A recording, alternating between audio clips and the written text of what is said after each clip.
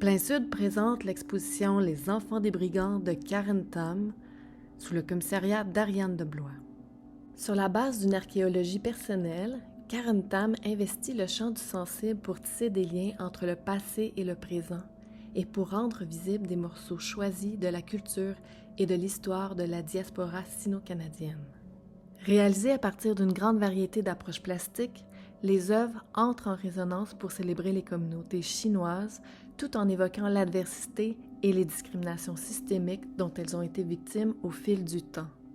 Dans le contexte de la résurgence des violences racistes envers les Asiatiques, injustement associées à la propagation de la COVID-19 au pays, l'exposition se présente comme un refus de manger l'amertume, à savoir de se soumettre à l'inacceptable.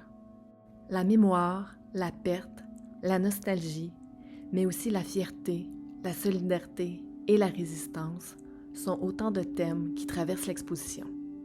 Celui du brigandage, évoqué dans le titre, est quant à lui un clin d'œil à la revue missionnaire jésuite Le Brigand, qui a largement contribué à diffuser des connaissances, mais aussi des préjugés, sur la civilisation chinoise au Canada français au début du 20e siècle, notamment dans la province de Québec.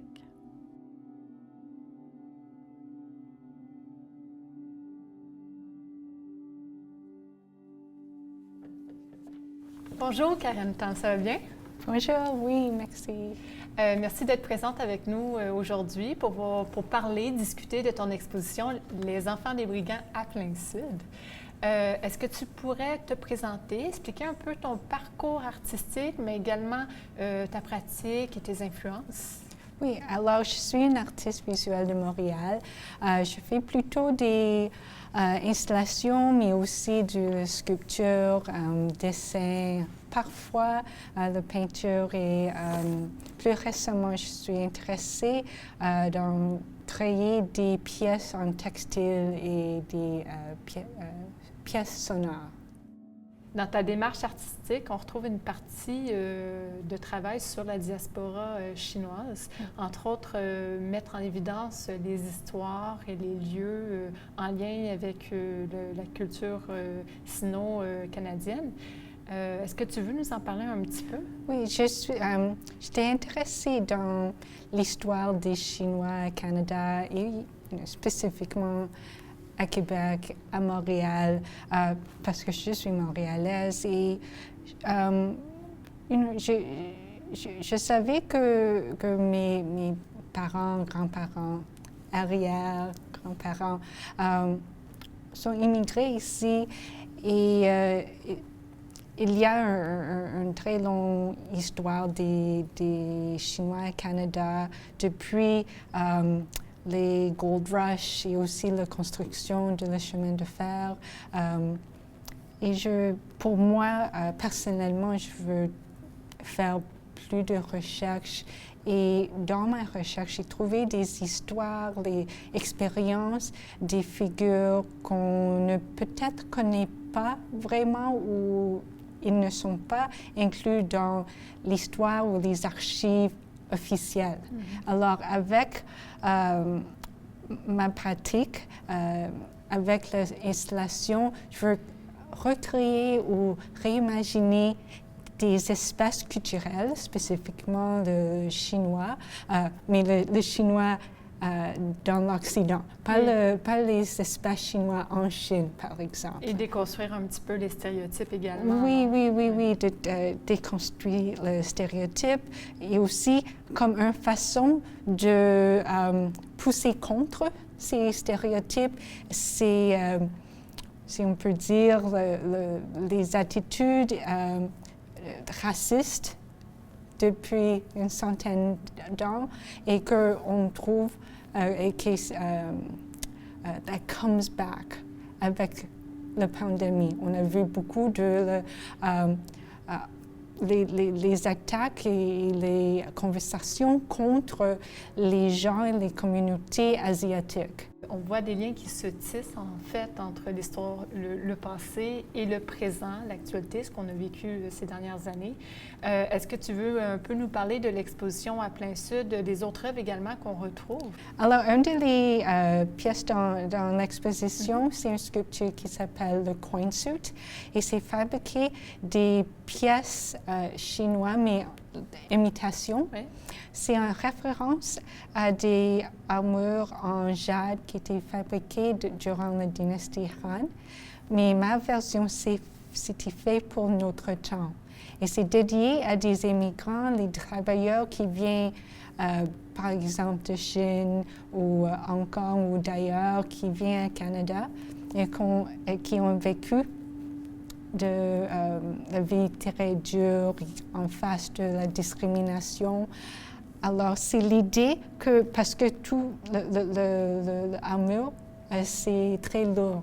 Alors, c'est l'idée que les gens peuvent porter ce coin suit et ils, comment on dit, ils portent une certaine lourdeur du passé. Oui, la lourdeur de le passé, mais à la même fois, je le fais comme une sorte de protection. Oui, comme en fait, l'armure est là pour protéger aussi quelque part, donc il y a un double jeu qui se fait. Oui, c'est ça. D'accord, c'est intéressant.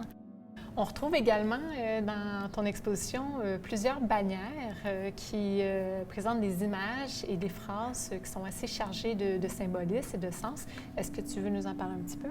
Oui, alors j'ai créé des bannières qui étaient inspirées par, comme durant ma recherche dans les archives, j'ai trouvé des photographes qui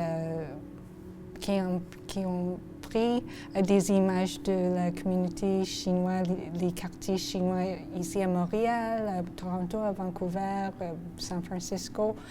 Et un motif qui vient, que j'ai trouvé, c'est les célébrations ou les, comment on dit, parades. Les parades. Les parades, mais aussi des processions funéraires et les protestes, les manifestations. Oui.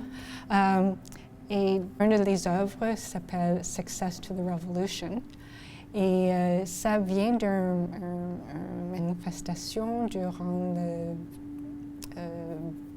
les premières années du XXe siècle. Et c'était dans les États-Unis et j'ai vu dit Success to the Revolution. Dans ma version, j'ai ajouté une image d'un tigre qui a des ailes. Une deuxième bannière s'appelle Refuse to eat our bitterness. Alors, il y a une phrase dans la culture chinoise et peut-être dans d'autres cultures, c'est l'idée, si je peux dire en anglais, la phrase c'est to swallow your bitterness, to accept the hardship. D'accord. Et pour moi, je crois que non. Oui. Non, tu dois nier. Refuser. Nier cette, l'expérience, par exemple, de le racisme. Oui. Oui. Tu dois bâtir. Tu dois, je veux dire en anglais encore, to make sure your voice is heard. Deux autres petites bannières, ça fait référence à une histoire que je crois que beaucoup de gens ne connaissent pas. C'est le Chinese Labor Corps, le corps de travailleurs chinois, qui était fondé durant la Première Guerre mondiale, où environ 100 000 travailleurs de Chine étaient transportés de Chine à Canada et de Canada en Europe pour travailler pour faire les tâches durant la guerre. Dont certaines tâches, j'imagine, devaient être difficiles. Oui, c'est ça. Et les historiens ne savent pas, ils ne peuvent pas dire exactement combien de ces travailleurs ont décédé Ils n'ont pas gardé les traces, donc? Non, non. Il y a tous les gens, je crois, ont eu des numéros pour les identifier. Alors, mon bannière s'appelle Fidèle jusqu'au mur, jusqu'au la mort. Et ça, c'est une des 4 phrases qu'on trouvait sur les pierres tombales dans les cimetières en Europe qui étaient pour ces travailleurs chinois. Et le mien, il n'y a pas son nom, seulement son numéro d'identification. Aussi, dans l'exposition, il y a une partie qui est très intéressante. On entend une bande sonore et il y a tout un environnement qui a été créé. Est-ce que tu peux m'en dire 2 mots? Oui, alors j'aimerais que les gens se sentent qu'ils sont immersés dans l'espace. Avec la bande sonore, c'est quelque chose que j'ai créé où j'ai trouvé des articles dans les journaux ici à Montréal, mais aussi à Chicago et à New York et Vermont, où ils parlent d'un homme qui s'appelle Edward Eaton. 2 de ses filles sont Edith Eaton et Winifred Eaton, et elles sont les premières écrivains sino-canadiens, sino-nord-américains. Edith, elle a écrit sous son nom Edith, mais aussi avec son nom chinois, Sui Sin Fa. Mais toutes ces histoires sont une façon de faire contre les stéréotypes. Oui. Briser les stéréotypes. Briser les stéréotypes. Et c'est les contes, les histoires sur le quartier chinois ici à Montréal.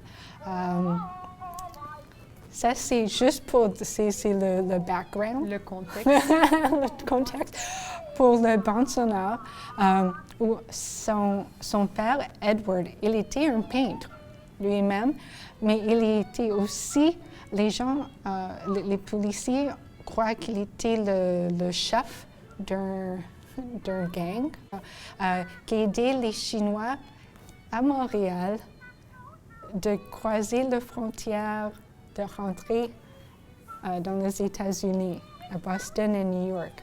Alors, le bande sonore, c'est quelqu'un qui lit ses contes et aussi ses articles. Le conte aussi, c'est un conte que Edith a écrit qui s'appelle The Smuggling of Taiko. Évasion de passeurs chinois. Ils se sont frayés un chemin à travers 2 séries de barreaux dans la prison de Plattsburgh et se sont enfuis vers la frontière canadienne. Chicago Tribune, 8 août 1896.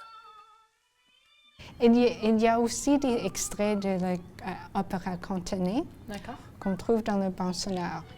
Et ça, c'est lié avec, dans une partie de la salle pour l'exposition, j'ai créé un peu comme une scène d'un opéra cantonais. Est-ce que c'est l'opéra cantonais qu'on peut retrouver à Montréal même? Oui, à Montréal, à Toronto ou Vancouver. C'est une forme de entertainment. De divertissement. De divertissement que les Chinois eux-mêmes, les premiers immigrants, peuvent le pratiquer. D'accord, donc ils ont amené avec eux et ça s'est développé. Oui. D'accord, c'est très intéressant. Bien, merci beaucoup, Karen Tam, pour ton temps. Merci.